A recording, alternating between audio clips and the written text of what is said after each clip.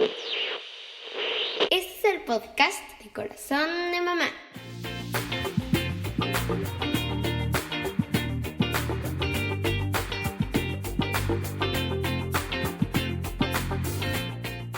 Hola, ¿cómo estás? En nombre del equipo de Corazón de Mamá, te doy la bienvenida al último episodio de la serie Aceptando a mis hijos. Hoy vamos a hablar sobre conducir a los hijos a Cristo. Aunque muchos de nosotros tenemos hijos que han nacido dentro del Evangelio, debemos saber y tomar en cuenta que ellos necesitan tener su propia experiencia personal para conocer al único y soberano Dios como su Salvador. En esta ocasión nos acompaña el psicoterapeuta y pastor que estuvo también ya con nosotros, Misael Ramírez. ¿Qué les parece si comenzamos?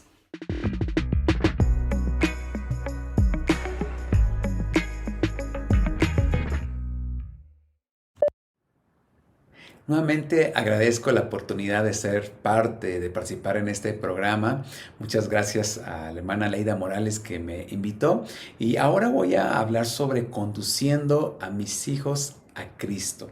Yo creo que todos los que están viendo este video en YouTube o están escuchando este podcast tienen hijos, tienen el interés de que sus hijos sean conducidos a Cristo. Voy a leer una parte de la escritura de Deuteronomio 6, 4 al 9, ahora en la nueva versión internacional. Escucha, Israel, el Señor nuestro Dios es el único Señor. Ama al Señor tu Dios con todo tu corazón y con toda tu alma y con todas tus fuerzas. Grábate en el corazón estas palabras que hoy te mando. Incúlcaselas continuamente a tus hijos. Háblales de ellas cuando estés en tu casa y cuando vayas por el camino, cuando te acuestes y cuando te levantes. Átalas a tus manos como un signo, llévalas a la frente como una marca. Escríbelas en los postes de tu casa y en los portones de tus ciudades. Esta famosa confesión es conocida como el Shema, que es la confesión de fe más importante para el judaísmo, donde todos los judíos, sobre todo los piadosos, harían una oración, tanto una oración matutina como vespertina, donde están repitiendo estas frases y reconociendo que el Dios de Israel es un solo Dios y de que había que amarlo con todo el corazón. Jesús, cuando habla sobre este Shema, él agrega la importancia de amarlo con toda la mente, con todo nuestro ser.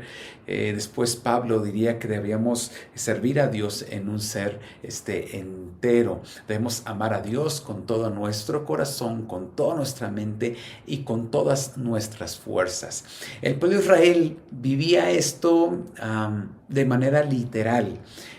Muchos de ellos por la mañana, ellos llevarían tanto en su mano o en su frente algunos cubos de cuero atados que se les llamaban tefilim o filacterías. Ahí iban algunos pergaminos o de algún otro tipo de material con esta frase que está reconociendo al Dios de Israel como el único Dios. Y también de manera literal, en los postes de las puertas, ellos ponían unas cajitas que eran conocidas como las mezuzá. Y los judíos cuando entraban las veían, recitaban lo que ese mezuzá estaba dentro, lo tocaban con los dedos y también después se besaban los dedos. De una forma simbólica de expresar lo que se supone que debería existir en el corazón. Y es que para la escritura son muy importantes los simbolismos y los signos. Dios le encarga a Israel que festeje varias celebraciones. Israel era un pueblo con muchas fiestas. Yo por eso les digo a los hermanos, cuando estemos en el cielo vamos a celebrar y vamos a comer grandes banquetes, y me gusta decir, yo creo que vamos a comer mucho y no vamos a poder engordar. Porque en el cielo vamos a festejar. La Biblia describe el cielo como momentos de un gran banquete. Y es que Dios le indica al pueblo de Israel hacer fiestas de manera constante, porque cada una de esas fiestas tienen simbolismos y tienen signos. El problema es cuando nosotros practicamos un símbolo o un signo, pero no estamos viviendo de manera genuina ese significado. De nada vale poder portar en la mano o en la frente palabras, la palabra de Dios, si esa no la estamos llevando a cabo nuestro día a día. De nada vale que en nuestra casa, a la entrada, en los postes, esté ahí un cubo donde tenga la palabra de Dios, o podamos poner muchos cuadros y que los podamos ver, pero que no los estemos reflexionando y no los estemos viviendo. Jesús describe sobre que la base de toda la ley es amar a Dios sobre todas las cosas. Está hablando de este Shema, y por eso el Dios de Israel les está diciendo: debes grabarlo en tu corazón. Es decir, tenerlo grabado en las paredes, tenerlo colgado en la mano o en la frente, tener diferentes simbolismos en la casa deberían representar la realidad de que eso estaba grabado en el corazón. Y para la Escritura, el corazón es el centro de la voluntad. Pero muchos de los israelitas estaban viviendo esto de manera religiosa, es decir, no estaban viviéndolo de manera genuina. Y eso es muy peligroso, porque la religiosidad significa no practicar la verdadera religión, como lo está enseñando las Escrituras. La religiosidad significa preocuparnos por los aspectos externos de las doctrinas, de las enseñanzas, pero no cuidar los aspectos internos, los aspectos del corazón. Es decir, que no hay congruencia. No hay congruencia entre lo que pensamos, en lo que decimos y lo que hacemos. La mejor manera de evangelizar a nuestros hijos, porque alguien podría preguntarme, bueno, ¿por qué en ese tema estamos viendo todo esto? Porque recuerda, te voy a decir cuál es la mejor manera, porque recuerda que el pueblo de Israel fue llamado a ser un pueblo generacional.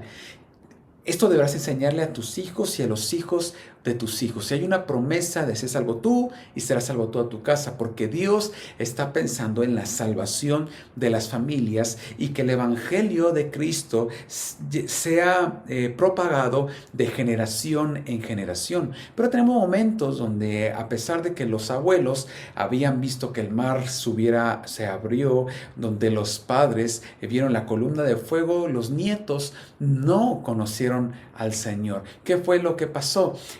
No se pasó el evangelio, no se sucedió el evangelio de generación y generación. ¿Por qué es así? Por la tendencia del corazón humano a ser religioso. Ser religioso es la incongruencia. Es la incongruencia de que lo que pienso, lo que digo y lo que hago no es congruente. Y la mejor manera de evangelizar a nuestros hijos es cuando ellos ven nuestra congruencia con el Evangelio de Jesucristo. De hecho, si hay papás que pueden hablar muy bonitos de la palabra de Dios, pero eso no se refleja en sus relaciones diarias, en su diario vivir, eso hace que los hijos se alejen de Dios. No van a creer en la palabra porque ellos van a ver a Dios a través de nosotros. Cuando alguien, por ejemplo, un hijo, tiene problemas con su papá, pues le va a costar trabajo relacionarse con el Padre Celestial, porque va a decir, lo menos que quiero es un padre más. Entonces, la mejor manera de conducir nuestros hijos nuestros hijos a Dios es a través de la congruencia. No se trata de que desde que están muy niños estarle leyendo la Biblia solamente, enseñarles cantos. No se trata solamente de enseñarles a orar, sino que también ellos nos vean orar. No se trata solamente de llevarlos a la iglesia, sino que ellos vean nuestra adoración genuina. Y sobre todo, se trata de que ellos vean que el papá del domingo también es el papá de entre semana, que los papás del culto, los papás de la iglesia también son los mismos papás con los que conviven día a día, que el evangelio de Jesucristo se refleje en las relaciones diarias. Y aquí hay un aspecto muy importante para poder conducir a nuestros hijos. Voy a hablar de tres aspectos. Voy a compartir 3 aspectos. Ya hablé sobre la congruencia, ¿verdad? Pero ahora quiero ver cómo la congruencia, quiero reflexionar cómo la congruencia se va a reflejar en algunos aspectos. Y el que para mí es más importante es el aspecto de la relación de los padres. Los hijos tienen la necesidad de recibir afecto, amor y respeto de los padres. Pero hay una necesidad que es mayor que esa. La mayor necesidad que tienen los hijos no es recibir afecto de sus padres, amor y respeto, sino ver cómo papá y mamá se dan afecto, amor y respeto entre ellos. Los hijos tienen que ver cómo, según lo dice Efesios capítulo 5, cómo es que mamá está respetando y admirando a su esposo. Y ellos deben ver cómo es que papá está amando bíblicamente a su esposa, porque la mayor necesidad de un hombre no es ser amado, sino ser admirado y respetado por su esposa y por sus hijos. Y la mayor necesidad de la mujer es ser amada por su esposo. Todos tenemos estas 2 necesidades, la necesidad de recibir amor y respeto. En los hombres principalmente recibir respeto y admiración y después amor. Y en las mujeres principalmente recibir amor y después respeto y admiración. Los hijos también tienen esa necesidad, pero su mayor necesidad es ver cómo papá y mamá se aman.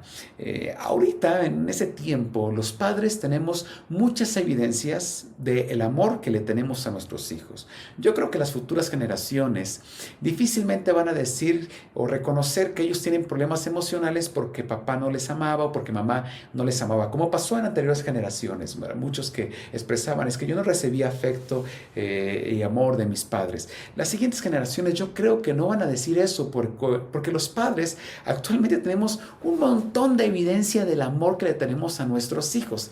Todos los papás tenemos una cantidad impresionante de videos y fotografías de nuestros hijos desde el primer día que nacieron. Tenemos tantas fotos y tantos videos, tantos demostraciones de afecto que están ahí como una evidencia.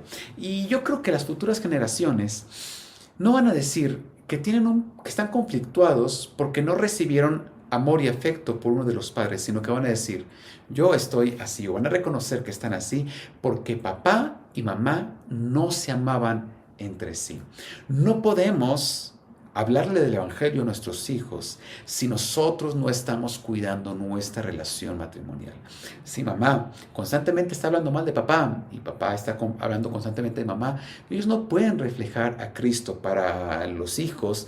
Entonces el evangelio de Cristo no tendrá ningún sentido y ellos inclusive podrían crecer con un sentimiento en contra de la iglesia, en contra de Dios, porque es un resentimiento en contra de los padres que también se está desplazando a otros aspectos importantes como lo es nuestra relación con Dios o su relación con Dios. Y esto aplica no solamente a los matrimonios, sino que también aplica para aquellos casos de parejas que están separadas o están divorciados. Por muy fuerte que haya sido el conflicto, nunca papá debería hablar mal de mamá y nunca mamá debería hablar mal de papá delante de los hijos. Usted quiere que sus hijos crezcan sanos, hable bien del papá, independientemente de cómo se esté portando él. Todos tenemos las 2 caras de la moneda, así que si tal vez le cuesta mucho trabajo ver la parte buena, haga un ejercicio donde escriba las cosas buenas que tiene el papá de sus hijos y entonces encárguese de manera constante y de manera muy intencional de estarle recordando y diciéndole a esos hijos, a sus hijos que su papá es bueno y que es bueno, que es fuerte, que es disponible, que está cercano a las características de un buen padre. Y también con la mamá, con el papá. El papá también debería presentarle una buena imagen de la mamá a sus hijos, independientemente de la relación que tenga con ella. Algo parecido a esa película de Eugenio Derbez, donde la mamá abandona a la niña, la recordarán, no se aceptan devoluciones, y entonces papá le pinta a una madre heroína. Y eso salva la imagen que la hija tiene de la madre y entonces le ayuda a desarrollar un carácter sano. Todos para ser maduros emocionalmente y espiritualmente, porque, dicho sea de paso, nadie puede ser más maduro espiritualmente de lo que lo es emocionalmente. Para que todos podamos ser maduros emocional y espiritualmente, debemos tener una imagen sana de papá y mamá. El asunto es que la figura paterna se desarrolla a través de la mirada de la madre. Es decir, las palabras que la madre usa para describir al papá de sus hijos es determinante para la imagen que sus hijos tienen de sus padres y viceversa. Las palabras que califican a la mamá, parte del papá, serán determinantes para la imagen que los hijos tengan de la madre. Entonces, si queremos que nuestros hijos tengan una buena relación con Dios, hay que hablarles bien de su papá o de su mamá. Esto nos lleva a una regla. Estén casados o estén divorciados, nunca discutan delante de sus hijos. Nunca discutan delante de sus hijos. No le hables mal a tu hijo de su padre. Finalmente, él no escogió a papá. Los hijos no pueden escoger a papá, pero usted sí escogió al papá de sus hijos. Entonces no les hable mal de ellos. Hay que hablarles bien de ellos porque para ellos es muy importante, es su papá. No les impida que pasen tiempo con él. Fomentemos que los hijos tengan una buena relación y de esa manera vamos a permitir que su corazón esté abierto en una relación con Dios. La mejor manera de evangelizar a nuestros hijos es cuando nuestros hijos ven el amor que nos tenemos. Cuando ellos no ven el amor de papá y mamá, ellos van a crecer conflictuados porque se supone que ellos son fruto de nuestro amor. Entonces, cuando ellos no ven el amor de papá y mamá, entonces ellos crecen conflictuados porque se sienten atacados en su propia identidad. También, ya casi para terminar, es importante que los padres trabajemos la instrucción de nuestros hijos a través de consejos anticipados. Nuestros hijos van a enfrentar un mundo donde muchas veces no estarán preparados para tomar buenas decisiones. Muchos papás se dedican a hacer corrección de los hijos y eso trae un desgaste a la relación. Nosotros podemos prevenir muchas de las malas decisiones de nuestros hijos si nosotros llevamos a cabo una instrucción anticipada o consejos anticipados. Esto significa que en nuestra relación diaria con nuestros hijos tomemos momentos para anticiparnos a algunos de los problemas que ellos van a tener, siempre cuidando no dar más información de la que ellos necesitan, respetando el tiempo que tienen.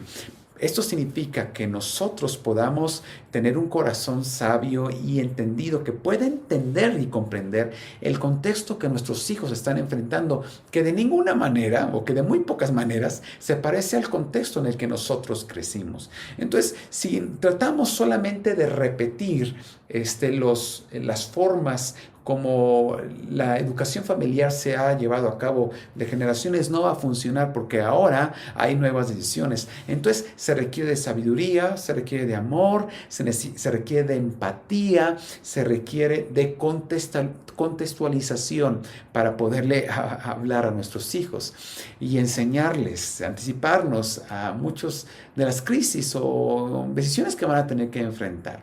Ahora, en ese proceso de individuación que comentamos en la primera conferencia, en la primera charla que tuvimos, donde hablamos me acepto, lo acepto, dijimos que los hijos comienzan en su proceso de individuación a tomar decisiones. Eso significa que los hijos van a comenzar a hacernos preguntas y muchos papás se sienten atacados por esas preguntas y contestan con un intransigente, cuando les preguntan un por qué, le dice porque yo lo digo, porque son mis convicciones, porque son las reglas de nuestra religión, porque yo mando, o inclusive una misericordia, vas a obedecer y punto.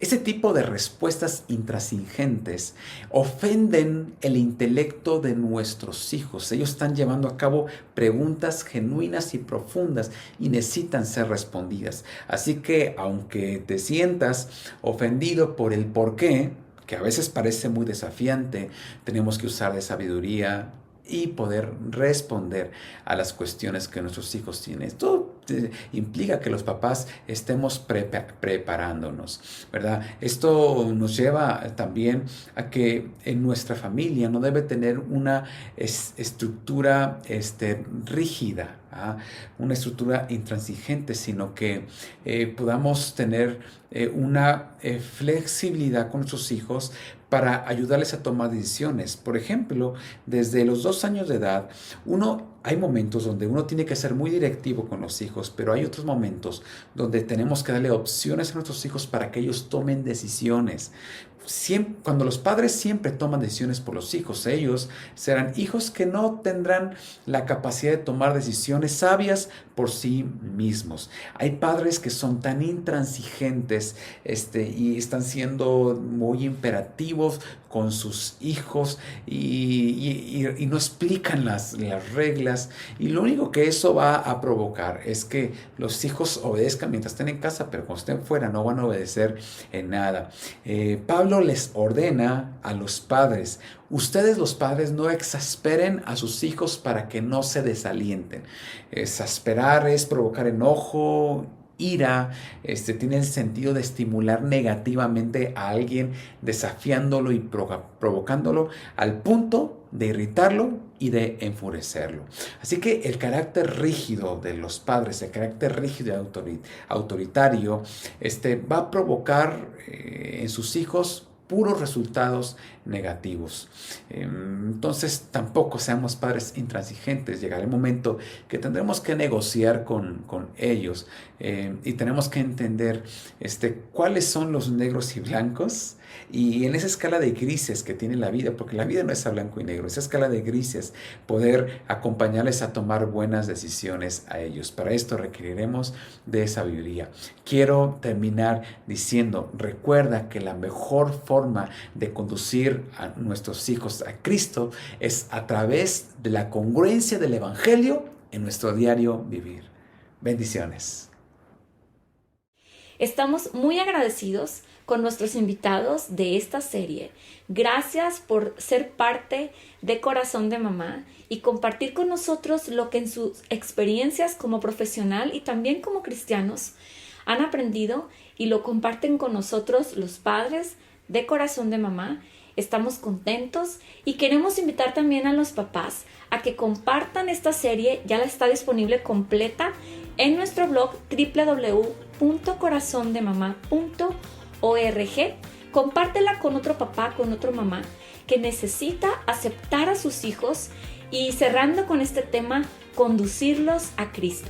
En nombre del equipo de Corazón de Mamá, te agradezco por tomar el tiempo de escucharnos, vernos o leernos en nuestras redes sociales. Desde mi corazón de mamá, deseo que Dios te bendiga. Síguenos en nuestras redes sociales: Instagram, Facebook, Spotify y YouTube.